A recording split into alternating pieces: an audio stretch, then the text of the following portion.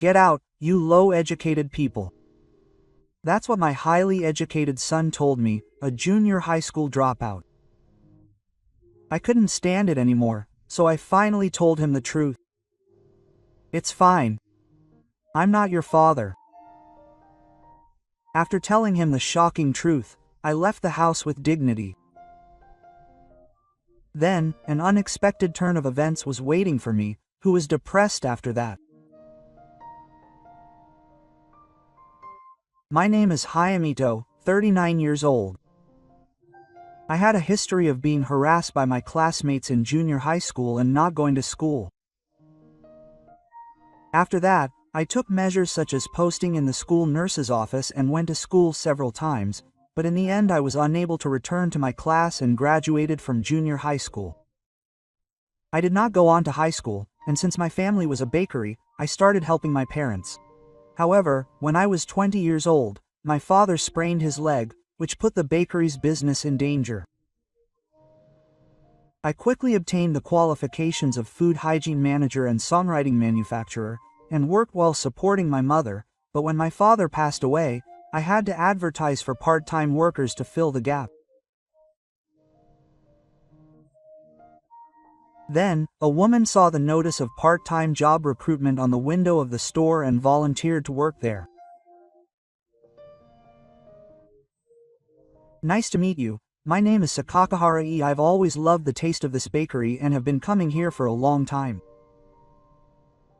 I was always stuck in the kitchen and only occasionally saw the faces of the customers, but now that she said that, I knew she was a regular customer. After the interview, she was hired immediately because she had a good personality and was charming. She was a regular customer, so my mother was able to welcome her back at the end of the term. When I remembered the harassment I received from my classmates in the past, I had a hard time opening up to anyone other than my father and mother.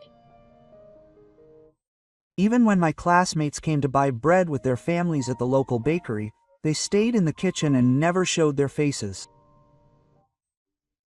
It's fine because I'm not the one serving them, but I don't think that's the case with my coworkers. When I think about it, I worry about whether I'll be able to get along. Good morning. Let's work hard today too. Contrary to my worries, Sakakahara-san was also charming towards me. Maybe because she was that kind of person, I naturally opened up to her. I want to develop a new bread, so Kahara-san, could you give me some advice? If you don't mind, I'd love to hear from you. I wasn't as good at making bread as my father, so I called out to Kahara-san to do some taste research. She used to be a regular customer at our bakery, so I thought she might give me some hints for developing a new bread. Sakakahara-san kindly accepted, and chatted about bread like a maniac. Wow, that's amazing. I don't even come close to her knowledge.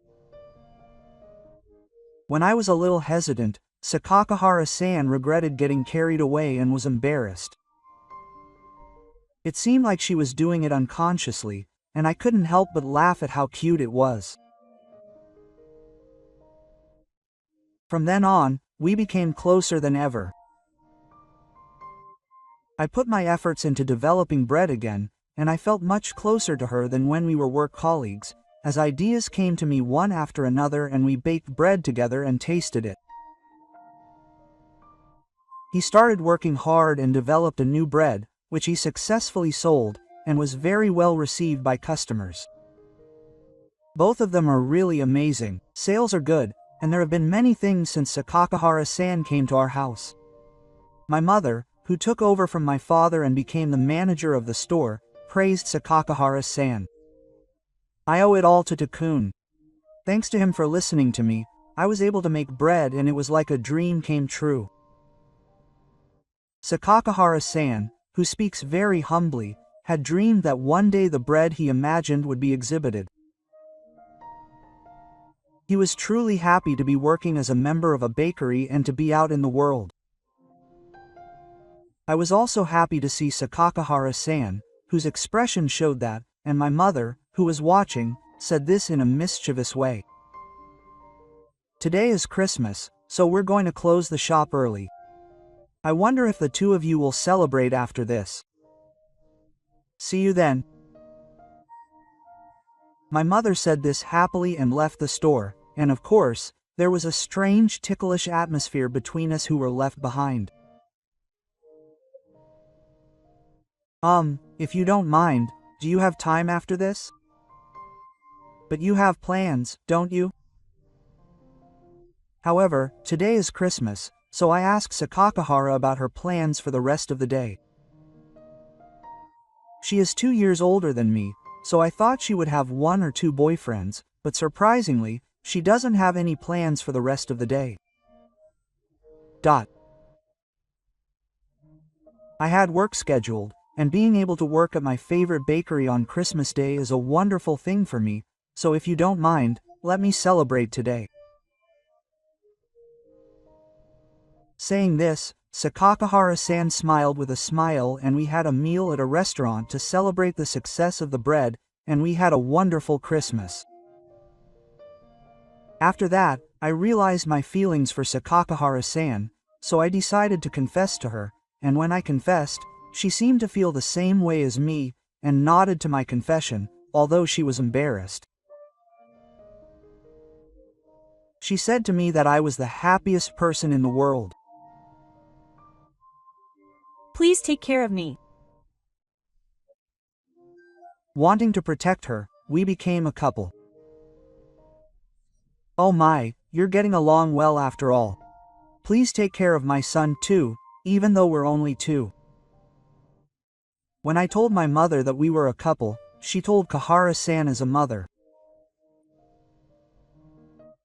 Sakakahara-san looked embarrassed there too, but she smiled happily like my mother did. From that day on, my mother left her job at the bakery to focus on caring for my father. She said it was a little early, but she handed the bakery over to us. My father has already agreed, and if we are going to become a married couple, I think it would be best for the 2 of us to run it together. That's what my mother said, but I wasn't confident. Because I was worried about whether I, who still stays in the kitchen because of the trauma of the past, would be able to do well in the future. Perhaps sensing what I was thinking, Sakakahara-san, who was next to me, held my hand tightly. I looked at her in surprise and she said to my mother forcefully, "Leave it to us. I'm sure we can continue in the future." Quote. Hearing that, my mother was relieved and patted her chest. Kahara-san shifted her gaze from my mother to me and smiled with a confident expression. It's okay. If it's this, we can continue to run a wonderful bakery in the future. After all, Hato-kun can still continue like this. Her words gave me courage, and I decided to continue working at the bakery together with Sakakahara-san. Sakakahara-san had known about my past for a while. She would occasionally take me out to watch me serve customers when I was holed up in the kitchen.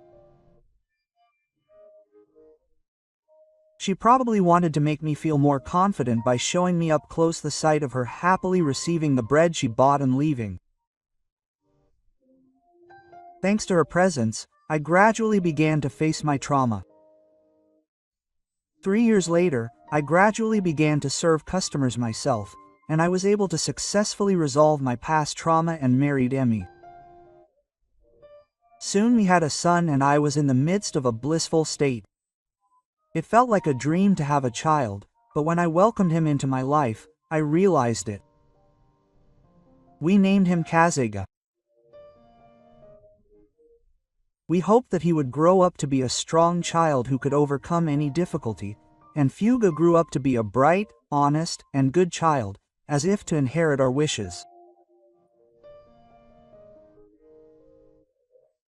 Until that day, Kazega, who had been attending a famous local school for junior high and high school, was smart, but when he was rebellious, he was close to me. The relationship between our family gradually becomes strained. Fuga has been coming home late from school recently. When I asked Fuga, who had suddenly started coming home late, he turned around and glared at me, and I was shocked. It doesn't matter to my father what time I come home. It doesn't matter. We're family. Besides, it's natural for parents to be worried about a high school student coming home at 9 p.m. I wanted to find out the reason, but I asked him questions without provoking him too much. But it seemed to have the opposite effect. Just because we're family, don't you feel satisfied unless you know everything about us? Just because you're my father, it's disgusting. Fuga said this to me as if to push me away, and I was at a loss for words, but I didn't show it and locked myself in my room. Emmy, who happened to see the scene, was worried, but I told her to reassure her that I wouldn't cause her any more worry. Days like this continued, and one day I was called from school and found out that Fuga had gotten into a fight with another student. I immediately closed the bakery and hurried to school. Why did you get into a fight with another student? And why didn't you tell my father about it? After apologizing profusely to the teacher, the other student, and his guardian, I asked Kays sternly when we returned home. Don't act all high and mighty just because you're a father. I was getting annoyed that he was still as rude as ever, and then he looked at me and laughed. He said, I heard that my father is a middle school dropout. I'm so embarrassed, I don't want to think of him as my father. I was angry at how Fuga looked down on me and how he found out that I was a middle school dropout. I guess it's inevitable that he'd say I was embarrassed, but I was pretty shocked that he said he didn't want to think of me as his father for that reason. I see. Fuga was worried about that. Of course. I'm smart, unlike you. Kays continued talking to Hannah as if to say that he'd told me. Then, as if to smack me, I continued to speak. Get out, you low-educated people. I'm so embarrassed I can't even walk outside. I was at my limit. I couldn't bear to think that he had been thinking like that on a daily basis. But even if just a little, the wind will shine with my feelings. It's fine. I'm not your father. Surprised by my words, Fuga was taken by dawn. That day, I told Fuga for the first time that I was not his father. What do you mean, you're not my father? It means exactly what it is. Of course, if you're smart, you'd know. Fuga couldn't believe it, so I confronted him with the reality. Fuga would think I was a cruel father. But it's the truth. Fuga was not born from me and Emmy. My memory goes back to when Emmy and I wanted a child, but Emmy was found to have a disease in her uterus and had to have a full abortion. Our hopes of having a child were dashed, and for a time we were overwhelmed with despair, but we talked it over and decided to welcome the appearance. It was Emmy who wanted it so much. Even if we're not related by blood, I'm sure we can build a happy family with two. I nodded to Emmy's words and decided to welcome her back. That was Kays. Until this day came, our family was bright and happy, just like Emmy had hoped, but when did it become like this? My dad is not my father. If that's the case, then I have to leave this house even more. When Fuga found out that I was not his real father, he cut out that part and laughed out loud. But isn't that right? Did you leave me? Definitely not.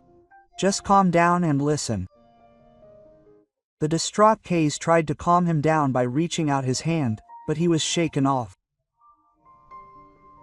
Who can listen to the words of someone who isn't even his real father? Where is Mom? You know something, right? Mom is out shopping right now. I somehow persuade Fuga, who is looking for Demi's whereabouts. As I was wondering whether I should tell him the truth now, I heard something fall to the floor behind us and turned around. Then I saw Emmy. Emmy, did you come back? Did you hear our conversation? Emmy looks back at us. The sound from earlier seems to be the sound of a plastic bag containing the items she had bought being dropped. She must have been surprised that we seemed to be arguing and dropped it. Mom, what do you mean I'm not my father's child? I was relieved to know that such a low-educated guy wasn't my father, but have you been deceiving me all this time? Now Fuga is questioning Emmy. However, Emmy, who had been surprised until now, becomes angry when she hears Fuga's words. I was deceiving you. And that you're low-educated. Stop making such false accusations. Emmy's attitude of being clearly in a bad mood and telling Fuga was frightening. Fuga is also overwhelmed by the high-handed attitude of laughing. Dad wasn't hiding it to deceive you. I was planning to talk to you properly when the time came. Oh, please tell me. Mom doesn't seem like a mom at all today. Is Emmy, who is usually kind, unable to look him in the eye? That's what Case is like. I feel how amazing Emmy is, with the difference between heaven and earth compared to when I was younger. Emmy knew that when she was angry, she could be very scary, because she had experienced it when she was young, but Case, who is crossing the border for the first time, must be terrified. Meanwhile, Emmy begins to talk to Case. Because of my illness, we were unable to have a child. But I wanted a child, so I brought you here on an errand. But that doesn't mean I want a father with such low education. That's something that our mothers just made up. It's too cruel that children are always being manipulated and can't choose their parents. Even after hearing the story, Case seems to be dissatisfied with being our son. When I tell him that the reason is because I'm low-educated, he instinctively hides his face. Fuga is a highly educated son who is a promising son to be proud of. He's probably started to care about what the world thinks, and is worried because of me. I thought that if that's the case, I should leave this house after all. But after hearing Fuga's words, Emmy released the same thing as before, and I couldn't help but tremble. Fuga was the same. What are you talking about, you little brat? Fuga's speech changed as Fuga acted, and a pathetic voice came from her. I jumped up in surprise. It was no longer the kind of laughter we knew, and it was nothing compared to before. I'm uneducated. I'm uneducated too. You're like me. I was confronted with another shocking truth, and the wind took me by surprise. Now that I think about it, I hadn't asked about me's educational background. I thought it didn't matter, so I never asked, but when Emmy told me, I didn't know how to respond. But Emmy was confident and didn't feel ashamed of herself. I found her figure attractive, and I found myself falling in love with Emmy all over again. Mom was a delinquent in the past. So when she gets angry, she can't help but use her catchphrase from when she was a delinquent. It's surprising, isn't it? Appearances can be deceptive. This time she explained that she would return to her usual gentle self. It was surprising that she was a delinquent, but that side of her was also attractive.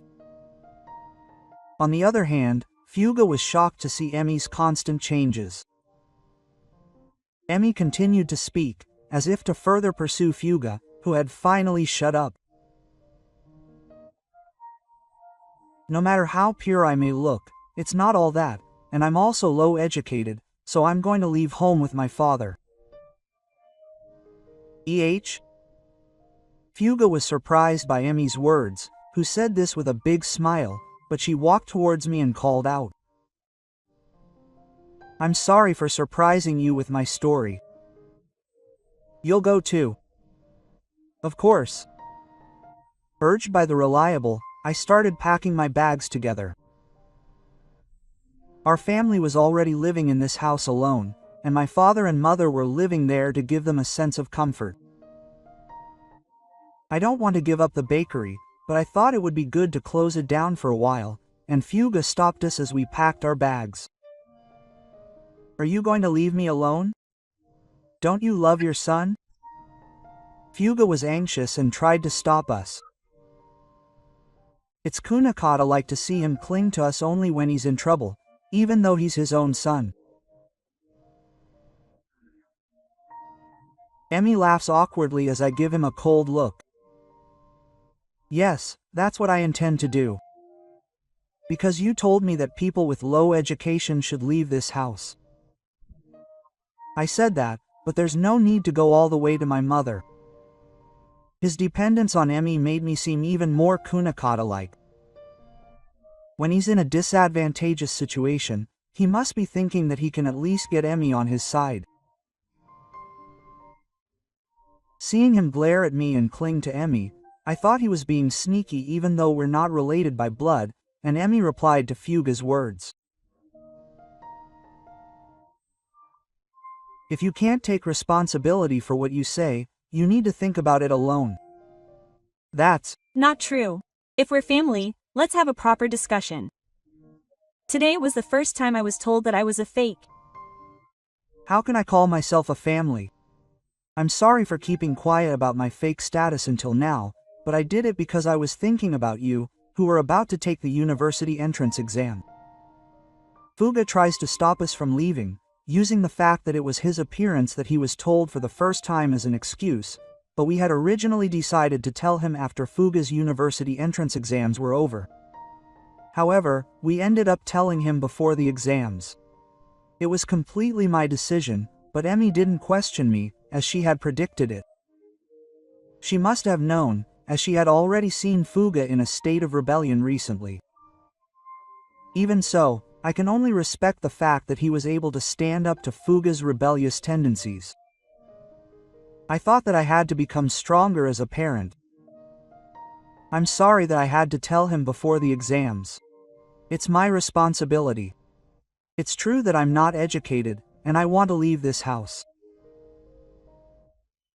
When I told him that of my own free will, Fuga didn't say anything, but Emmy held my hand as if she was going to follow me. I think so too. I want you to truly feel the responsibility of what you said. I think it would be a learning experience for you to leave us for a while. If anything happens, contact me yourself. Emmy said this as if she was leaving Fuga behind, and we looked at each other, nodded, and began to wrap things up again. I didn't think he'd be alone so suddenly. I felt a little sorry for Fuga, who had come to the despair house, but if I spoiled him here, it would not be good for Fuga, so I stopped paying any more attention to him. That's Mimo. We finished packing our things easily and left the house. 3 days later, while relaxing at my parents' house, where they had closed the bakery and were living in a new house, the intercom rang. Yes. Who is it? When my mother opened the front door, she saw the person there and stopped speaking. That's right, Fuka had come to visit my parents' house. Isn't it Uga? Chan, please meet my father and mother. I have something to tell you. Fuga called me and Emmy in a frustrated manner, so my mother hurriedly went to call him. When my mother told us that Fuga was coming, we hurried over there. Fuga, I've always wondered. What is a family? At first, I cursed my parents, wondering if they could leave me alone, but gradually I started to feel ashamed of myself for having been so focused on my academic background when I went to my parents, and as I slowly started to talk about my feelings from the time I spent alone, I felt a lot calmer than when I was in my rebellious phase, and I seemed to be reflecting on what had happened. I started to think that academic background doesn't matter to family. Even if we don't have a connection, my parents are my mom and dad. That doesn't change. It's not anyone else. That's right. Emmy and I cried at Fuga's words. And my mother was crying too. Emmy and I walked towards Fuga and hugged him tightly. We're our only children. I'm sorry I couldn't tell you the truth. I'm sorry I hurt you.